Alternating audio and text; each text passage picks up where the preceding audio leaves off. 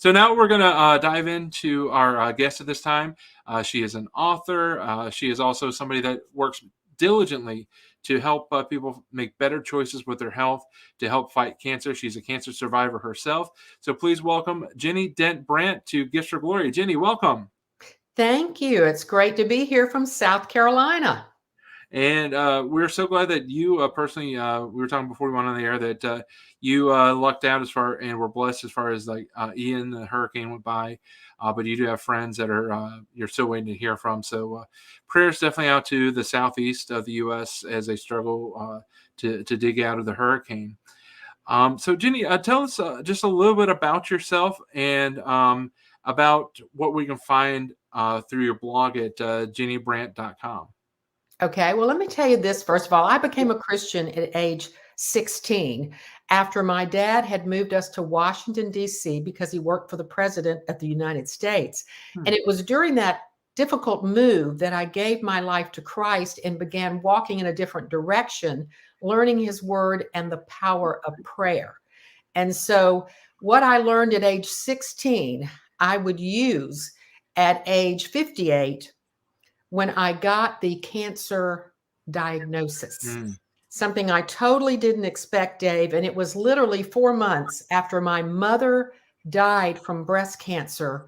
And so I was still grieving her loss when I accidentally, or as my sister says, providentially found a lump in my breast when my ring on my hand got tangled in my nightie in the middle of the night. That's what caused me to find a lump that 3 mammograms had missed.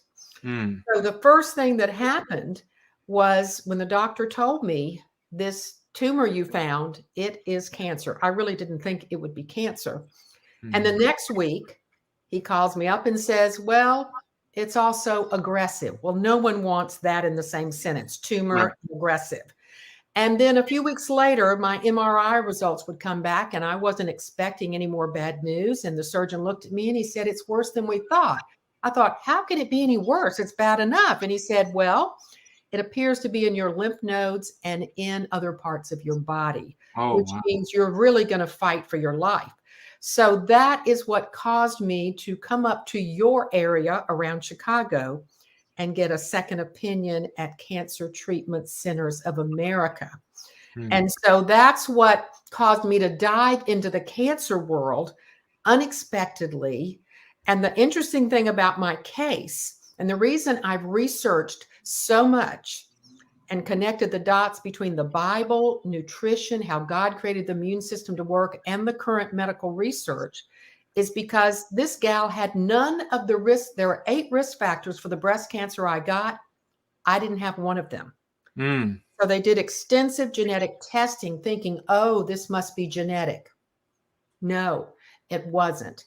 And that's what caused me to dive so deep into the research and to share research with other people, because my doctors clearly told me, you know, we're finding more people like you that don't have the normal risk factors, yet they're getting breast cancer. And I wanted answers. I wanted to know why I got a cancer I had no risk factors for or genetics for. And I also wanted to know what I could do to help my doctors to beat it. Because most of us go to the doctor with problems. And I've been guilty of this. Doctor, fix my problem. It's up to the doctor to fix my problem. Well, what we know about health today is that most of the problems we have are caused by lifestyle. And we are a big part of changing our lifestyle to help our doctor fix the problem. The doctors have tools they can use, but we can't expect them to do everything. And that's a good part of the ministry and the information that I bring to people is be a part of your own health journey. Take care of the temple God has given you. And yes, I've written a book, but I've also got a blog they can go to at www.ginnybrant.com, and they can sign up and get the weekly information that I find out, the research and the interesting things that I continue to find out about what keeps our body healthy. What are some of the best things to eat? What foods prevent cancer?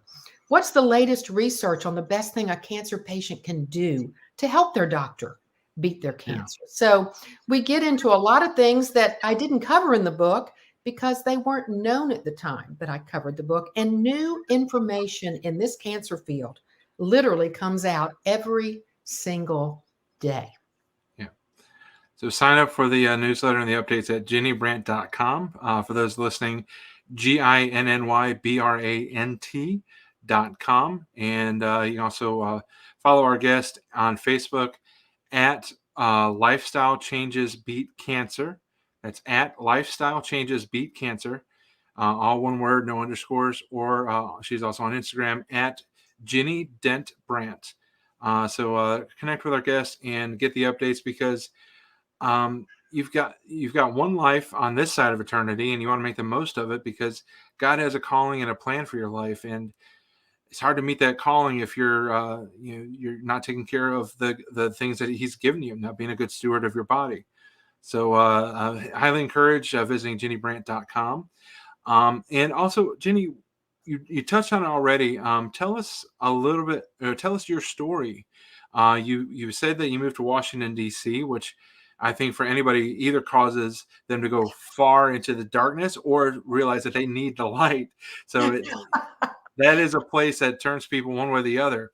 But moving into Washington, D.C. at 16, what catalyzed you to pursue the Lord at that point?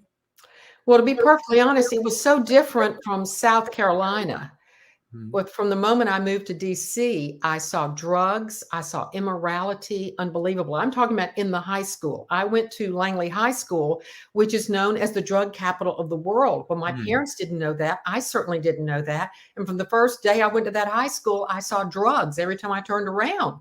And so it just, to see all these things going on around me that I had not seen in South Carolina made me really search for answers. And yes, just the fact that I had moved and left my boyfriend and all my friends behind and my cheerleading pom-poms, Mhm. I had, it's like the rug was pulled out from underneath me. And it was during that year that we moved that I looked up in the sky and I said, Lord, what is it you want me to do in life? What is life all about? And what is my part in it? Because right now I wasn't real happy. Mhm. And that's when I just knew in my heart that there was a God. And that's when I began attending a Bible study that was sponsored by Young Life. And the Young Life leaders literally taught me the power of prayer. They taught me to be grounded in His word. And my Mhm. life began to change. And I started to, tell my family about my life changes. And my dad wasn't real happy. My family Mm. looked at me like I was a little bit cuckoo. And it turned out that I kept walking in that direction, whether my father was real fond of it or not. And he was a good church man, but that doesn't necessarily mean you're saved. He went to Right. church for morality, for goodness. He was an Eagle Scout. Mhm. And then Watergate came our way.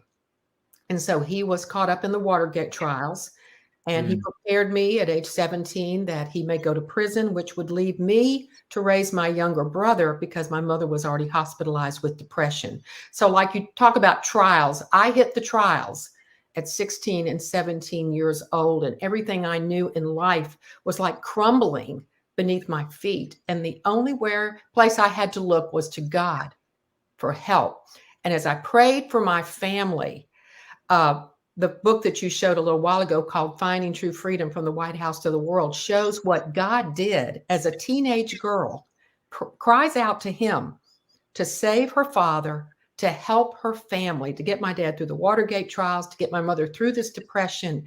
And the book shows how He went way beyond my prayers. And just in a nutshell, my dad eventually gives his life to Christ, does not go to prison in Watergate, and he ends up helping the country of Romania, and the underground church has come to freedom after Wow. communism. And he spent 25 years in ministry before he died from Alzheimer's disease. Mm. Now, his disease, Alzheimer's, caused me to start researching, because to see someone completely lose their mind who was as brilliant as he was politically, and then as far as, studying the Bible, he was just a brilliant man. And to see him lose all of that, I just didn't understand what was happening. And what I found out about Alzheimer's is that basically 90% of that is a lifestyle disease. And so then when I'm diagnosed with cancer, what do I discover from my research? About 90% of cancer is caused by our lifestyle. Yeah. And as you and I talked about earlier before the show, the rates of cancer in 1930 were 1 in 30 people got cancer. It was someone down the street that you didn't know too well. And then by 1972, it had gone up to 1 in 10. And that's when Richard Nixon, whom my father worked for, declared war on cancer with federal funding. And that funding continues today, and other presidents have added to it. And we have done all these things for cancer in research that has gotten us better diagnostic tools and better treatments catered more to the individual cancers. However, the rates of cancer today for the generation born today are 1 in 2. So we're doing all this to treat cancer. So the mortality is going down, but the cancer rates are continuing to soar. And I didn't know until I got cancer what the rates were. So what they're predicting is by the year 2030, it'll be 1 in 1, meaning that all people will have one or more cancers in their lifetime. It will just be a normal thing that we all have to deal with.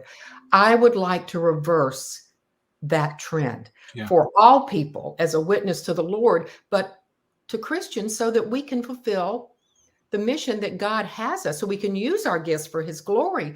Because I'm telling you, when you have to fight in a cancer journey like I did for 5 to 6 years, I mean, it takes you away from doing a lot of things. You can still minister in some ways, but you're kind of, I had to be more isolated. I couldn't go everywhere and do everything. And most of my time was spent fighting cancer.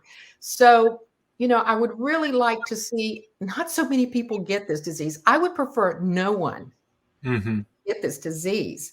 And when you talk about breast cancer, because this is Breast Cancer Awareness Month, 1 in 8 women will get breast cancer. And here's the real kicker: 1 in 1,000 men. And that's not too many men, but 1 in 1,000 men will get breast cancer, and men should not be getting breast cancer because 90% of the men getting breast cancer are estrogen fed. And you and I know that men were not created by God to make large amounts of estrogen. Right. So this lets you know that the estrogen is not just coming from the inside of their body, but in men and women also, as I've learned from the cancer journey, it's coming from the outside in as well. And so this is a major driving point in cancer today that people don't know. It is not listed by the American Cancer Society or breastcancer.org, but they're now starting to see that these endocrine disrupting xenoestrogen hormones that mimic estrogen are coming into our bodies through water, through air, through what we eat, and through our skin, because our skin absorbs 60 to 70% of what we put on it. And in my cancer case, when I had no risk factors and no genetics, they found high levels of endocrine disrupting hormones in my body that had come in through water, through what I was eating, and a lot through my skin. And so these are the things that are in the book that I'm trying to help people to see that, in the world that we're living in, the most toxic world since the Garden of Eden, where there were no toxins, to now the most toxic world we've ever lived in, we must realize that we've got to live differently so that these toxins are not building up in our system. Because what happened to me was these toxins were driving my cancer and suppressing my God-given immune system that is made every day. God created our immune system to identify and attack cancer cells every day. But when your immune system is suppressed, it's not working as God intended. Yeah.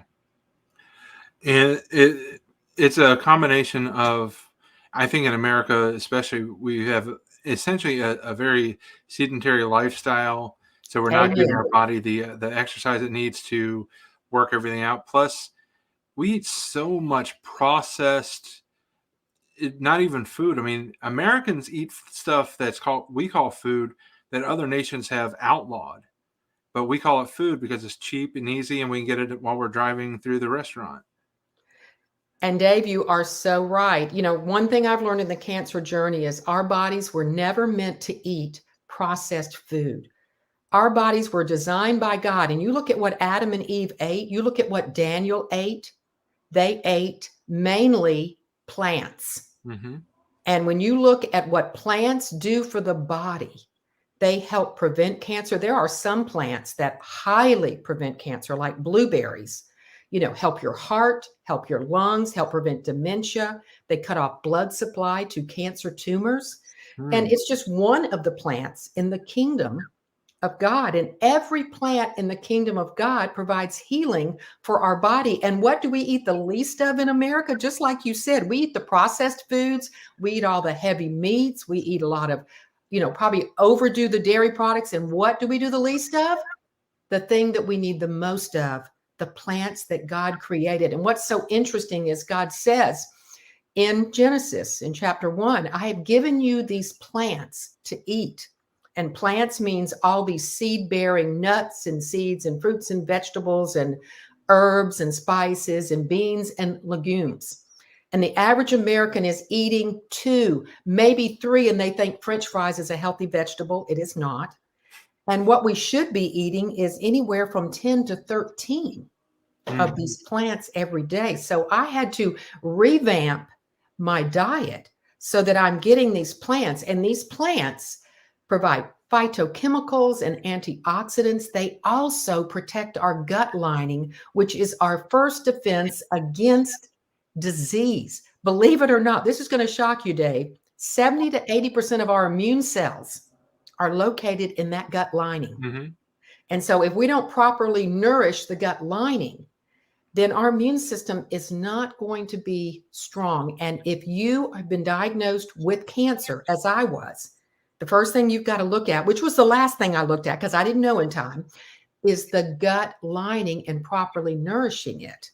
And if you go through chemotherapy for a year, like I did, your gut is totally destroyed by the chemotherapy. So that's okay because it killed the cancer. All right. But the point is now you've got to rebuild it. Mm-hmm. And keep it strong. So when I get through with chemotherapy, I did do things to protect my gut that we've now learned through MD Anderson and research in Australia that high fiber diet and probiotic foods and all these plants help to rebuild your gut. And when you're going through chemotherapy, you fare better if you have probiotic foods and fiber.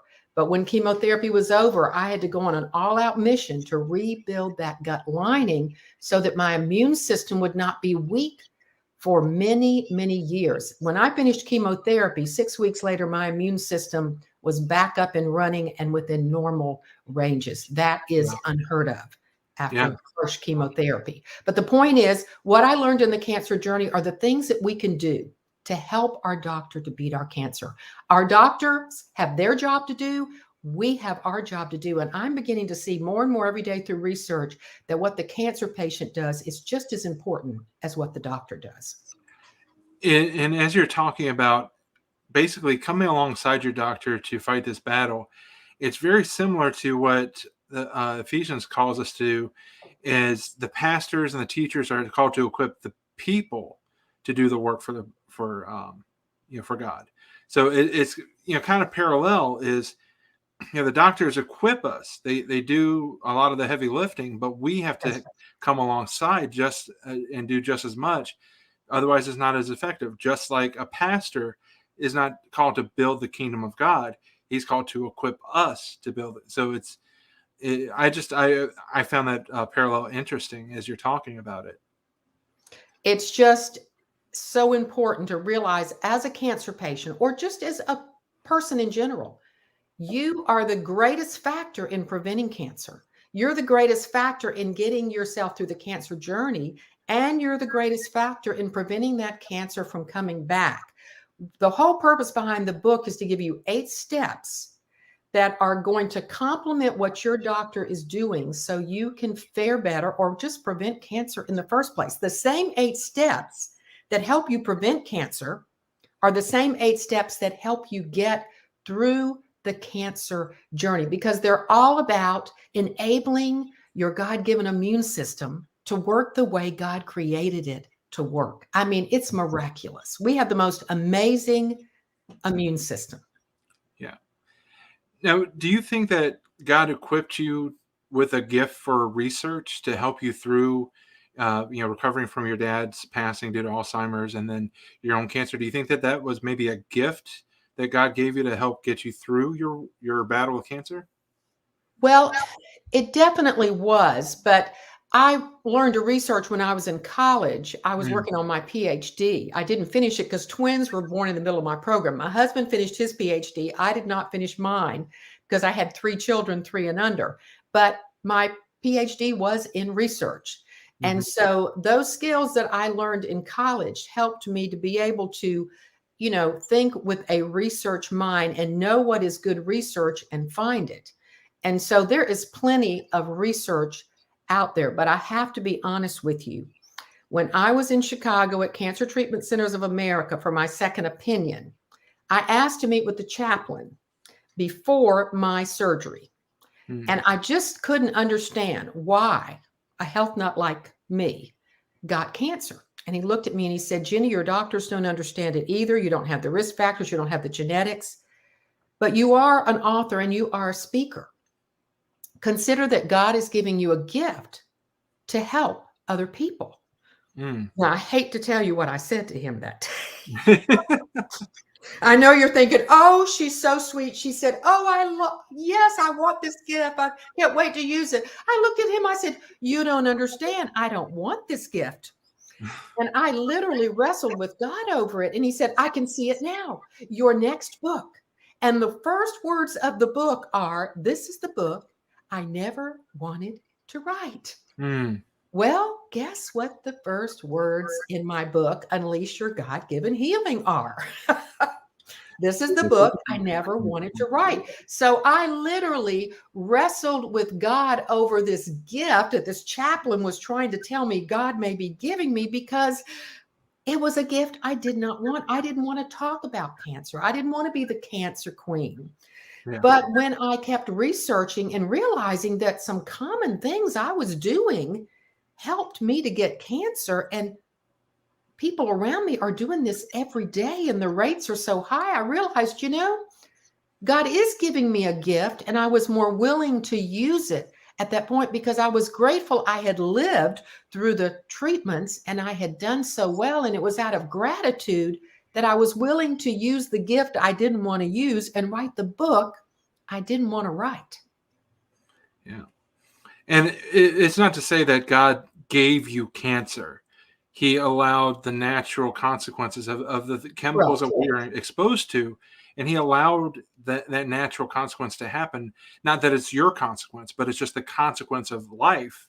And he allowed it to happen because he knew that you could use it to bless others. And I think it's beautiful, because people are like, well, why does God allow suffering?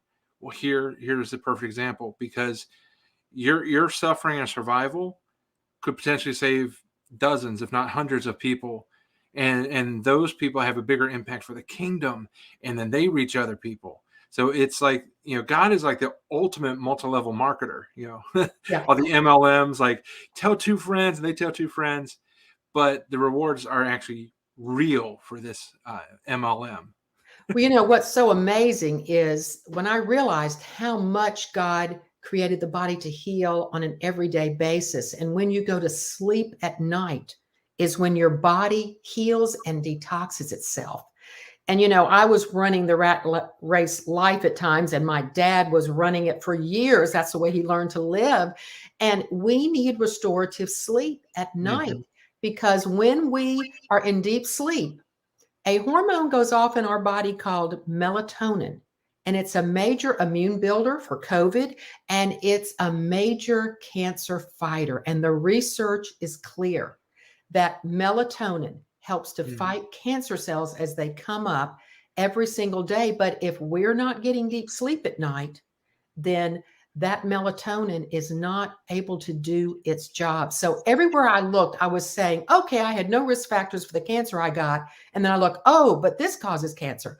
Oh, this causes cancer. I had this issue. I had that issue. I found plenty of things I was doing that helped to cause my cancer because they were suppressing my God-given immune system. And so my book is a message to people, God's given you this immune system. Take care of your body, do the right things so it can thrive and flourish. I mean, here today, we've just been through a 2.5 years so far pandemic. Mm-hmm. Okay. And the pandemic, whether you got a bad case of COVID or whether you got COVID, highly related. Well, it was highly contagious. There's no doubt about it. But if you got the really bad cases, a lot of it related to your lifestyle. And one of the Mm-hmm. things that the research was clear, and no one can deny it, is that the people that ate more plants got lesser cases of COVID. The people that ate, as we were talking about, the typical standard American diet on an everyday basis didn't fare as well with COVID. So when you look at these things, I mean, we need to, God can use COVID for good, even though it's something we all didn't want. And I have learned a lot through COVID about flus and diseases. Yeah. And, we need to keep our immune systems up, not just to prevent cancer, but who knows what the next pandemic or the next virus or flu will be. And your best defense or your best way of not getting a bad case is to keep your immune system working strong. During COVID, the entire time, my husband and I were walking our 2 to 3 miles a day. Mm. And that is the best thing you can do to help prevent disease because movement stimulates your immune system.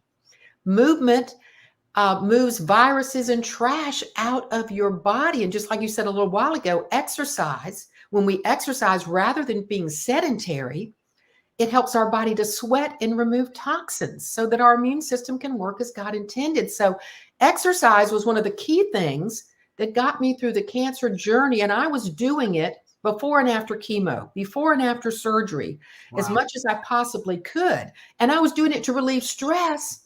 And then the research showed me, oh my goodness, it did all these other wonderful things to help me get through the cancer journey. So exercise has now been proven in research by 30 entities in Australia and by MD Anderson to be the best thing a cancer patient can do. Instead of getting chemo and going home and laying in the bed for a week, you should move before and afterwards if you can. You do what you can when you can.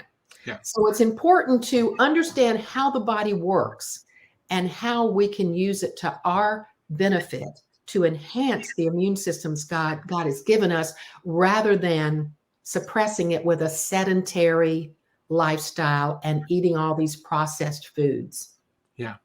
And one of the things that is so rarely talked about during the COVID pandemic was that, I don't know the exact number, but well over half of the COVID deaths were people who had a deficiency in vitamin D. So you're walking 2 to 3 miles a day, you're getting increased levels of vitamin D, which is one of the most important vitamins, for immune health. And it was not nearly discussed enough. That was one of the biggest flaws of stay home, save lives, was if you're staying home, you're not getting the vitamin D. You can take supplements, but supplements are not the same as going out and getting an hour in the sun. Well, what we were doing is during COVID, we were kind of feared into staying at home in dark places, the sedentary lifestyle where potato chip sales soared. So we're being sedentary, we're eating junk food, we're developing pot bellies, and we're not getting sunshine, we're not moving, all these things. And we weren't making the situation any better, And so one of the things I learned in the cancer journey, and this was told to me by 3 different doctors, if my vitamin D levels had been higher, I might not have gotten cancer. So vitamin D is not just a flu preventer or lessen your case of flu or to help with COVID. It also helps prevent cancer. Yeah. It's amazing what spending time in the sun or with the sun can do for you. I'm using both versions of the sun, SON, the sun, and Yes, that's yes. when. And I think that I think that this information is so important because we take our diets and they're horrible, and we try to supplement them with manufactured fake, like imposter vitamins and supplements. Whereas if we do what you're suggesting and we actually eat the plants themselves instead of waiting for them to be processed in a pill form, we could prevent and strengthen our bodies so that we can fight off so much. And I think it's so important, especially coming out of these last 2.5 years, because we don't know what the next pandemic is going to be, what the next No. virus is going to be. And if you think about it, especially in North America, when the cold and flu season hits, that hits when we're inside because it's too cold to go outside. And when we stayed inside during COVID, that just created a whole new flu season where we just weaken our immune systems and deplete our ability to fight it. So I think that it's invaluable research, and I hate that you went through your cancer journey, but I think that I speak for a lot of people that we're thankful that you said yes. You allowed God to put you in the whale for just a little bit, then spit you out on the shore, and then But I now, did wrestle with him for a while yeah, over it. you're like, all right, fine, Lord, throw me overboard, and then the whale will eat you. But uh, it's amazing what God has us all planned. We just need to trust in Him more and more. A few minutes ago, Sue Emmons commented, "So good, Jenny. I have saved it and will share with others." So I don't know if she knows you or you know her, She but does. Yes, she okay. does. Uh-huh. So Sue, thanks for checking in with us. So we want to again encourage everyone, go to the website ginnybrant.com, GINNYBRANT.com. Sign up for the newsletter, check out the blogs, find out the new information, and equip yourself with knowledge. Now, I don't think that, and maybe you can correct me if I'm being wrong, but this is not about um, an obsessive lifestyle of it's like just making better decisions. I think is the platform, right? Or do you encourage like a total Daniel lifestyle? Well, I really do encourage some major lifestyle changes, from hydration and movement and deep sleep and a change in diet. Now, the Bible never tells us that we, can't eat meat. But I think one of the things I learned is that when we eat, like I used to, meat 3 times a day and dairy 3 times a day, that's probably not the best thing to do. We Mm-hmm. can get our protein from other sources. So now, as my husband said tonight, we just had a meatless day today, but we don't do that every day. Tomorrow, we might have meat one time. I used to have meat 3 or 4 times a day. Meat is hard to digest. It's a good source of protein. It's got its benefits, but I don't think our body was ever designed. We were designed to eat plants. The Bible says at some point, yes, you can have meat. But the point is, we shouldn't go from all plants like Adam and Eve and Daniel to meat, meat, meat, meat, meat. You know what I'm saying? So I think we really need to look. All the research is clear, Dave, that Mm-hmm. the more you eat a plant-based diet, the more your risk for heart disease, cancer, Alzheimer's, dementia, everything in the book, and goes down, and your longevity goes up. I'm not saying we have to be like Daniel and have nothing but plants and water, but that's exactly what Daniel ate, and who fared better? Right. Daniel and his friends. And what did Adam and Eve eat? They ate plants and water. But it is the missing ingredient that we need to increase in our diet, because we've gotten hooked on these processed foods and we just don't get enough of the plants. And it's not just fruits and vegetables, it's beans and legumes and nuts and seeds and herbs and spices. I have never put so many herbs and spices in my food, but a lot of these herbs and spices are cancer preventing and immune Mm-hmm. building. So everything God gave us in the kingdom, He gave us for a reason, and we need to make use of it. And I used to hate to cut up a bunch of onions for a recipe and mushrooms and garlic. And now I delight in it because it's so good for the body that I don't mind cutting it up because I know Yeah. I'm doing something good for my husband and I. Yeah. So I'm doing a lot more chopping than I've ever done before. Yeah. And when it becomes your lifestyle and you choose to do it, it gets easier because you start seeing that goal coming closer and closer of having that better lifestyle. And if you're someone like me that wants to have kids, or you want to have grandkids, or you just want to have an active lifestyle, you can do that much longer if you take better care. It's just like if you always get the cheap gas at the rundown gas station, eventually your car is going to break down. But if you put good fuel in it and you take good care of it, you do the right maintenance, it'll last a long time.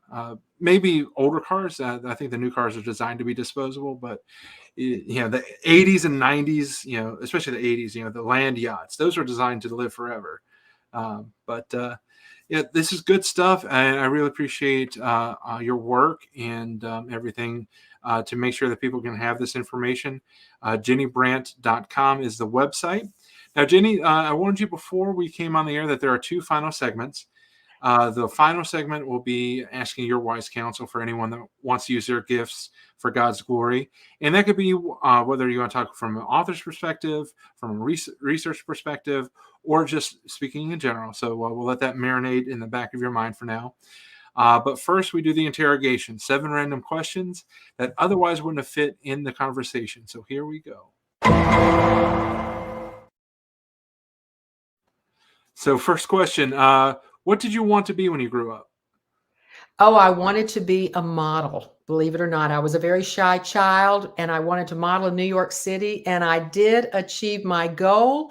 And then when God intervened, I left my modeling career to go into helping people and getting on mission with God instead. Awesome. Question number 2, what is your favorite comfort food?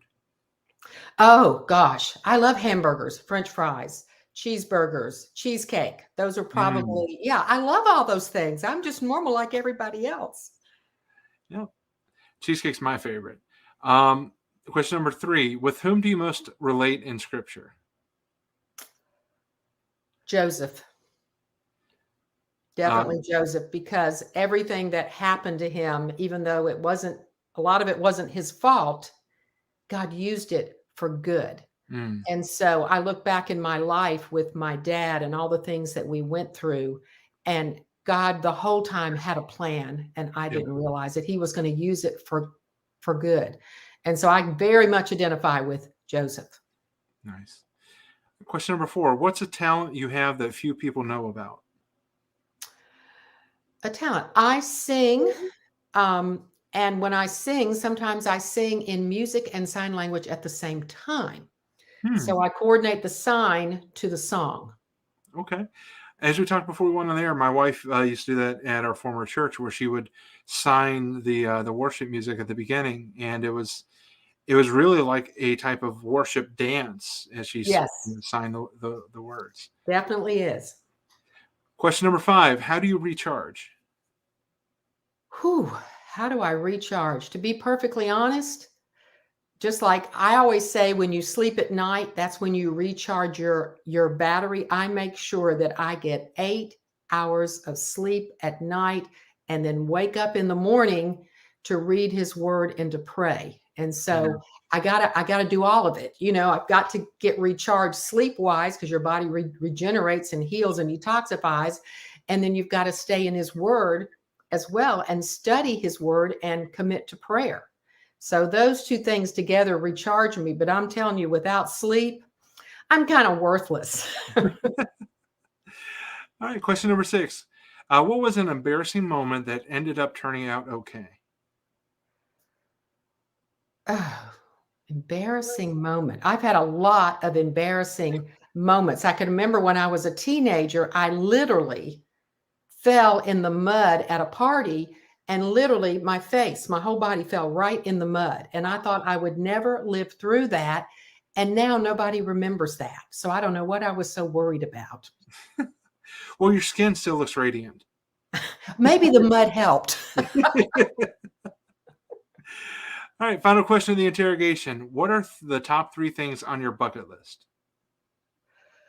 Oh, goodness. Well, to be perfectly honest, my husband and I would like to go to Australia. We think that would be fascinating. So that's definitely up there. And I would like to go to Antarctica. Oh, So great. that would be number two. And let's see, what would number three be? I think I'd like to go to England and not England, I just went to England, but to Scotland and Ireland. So my husband and I, we love to travel, and that's what we're doing in our retirement years. And so, yeah, there's all these, we have our bucket list of places we want to go. Very nice. I like it. All right. Well, you made it through the interrogation pretty well unscathed. I survived. You survived. So, I mean, if you can survive cancer, my interrogation was going to be no challenge. But the final question I ask every guest for anyone that wants to step up, use their gifts for God's glory. What's your wise counsel? Well, you know, my dad said after he became a Christian and he was 25 years in politics and 25 years in ministry, he said the most exciting years of his life and the most rewarding years were the 25 years in ministry. Now, that's Mm, over working for 3 different presidents and a senator. Okay. wow. When, you know, he just thought that that was the highest privilege that anyone could have in life. And I would totally agree. You know, when I got the cancer diagnosis, there were some days I did come to the grips with the fact that I may die. I mean, they were telling me I was signing papers that said including death, you know, Mm, every time I turned around. And I said, well, you know, the thing is, if I live or whether I die, I'm going to glorify God. I'm going to use my gifts. And if that means I teach people how to die in the faith, then that's what I'll do, because a student of mine did that in her cancer journey. She used her gifts as she was dying from cancer to show people how to live for Christ and then how to die in Christ. mm, So whatever your gift is, whatever it is, we are to glorify God in whatever situation we're in, because people are always watching. yeah. It's a good word. And I love the idea that as you're talking about your father who spent 25 years in politics, then 25 years in ministry, the reason why it was more fun in ministry is because he got promoted. He went from working for president to working for the king.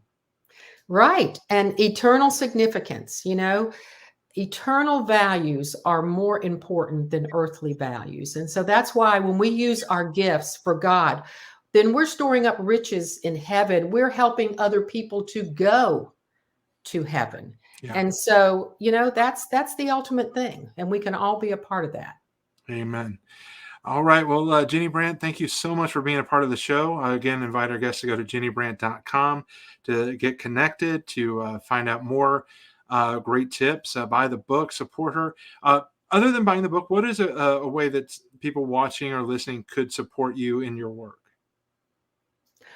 Well, they can tell other people when they find out someone has cancer or they have concerns about it because they're in their family, they can direct them to my website, because the best way to not get cancer is to prevent it Hmm, in the first place. So the more they can, you know, share my website and tell people about the book, it is a powerful book, whether you are preventing cancer in the journey or preventing it from coming back. The best thing to do is not to get it in the first place. sounds good. So go to ginnybrant.com for that.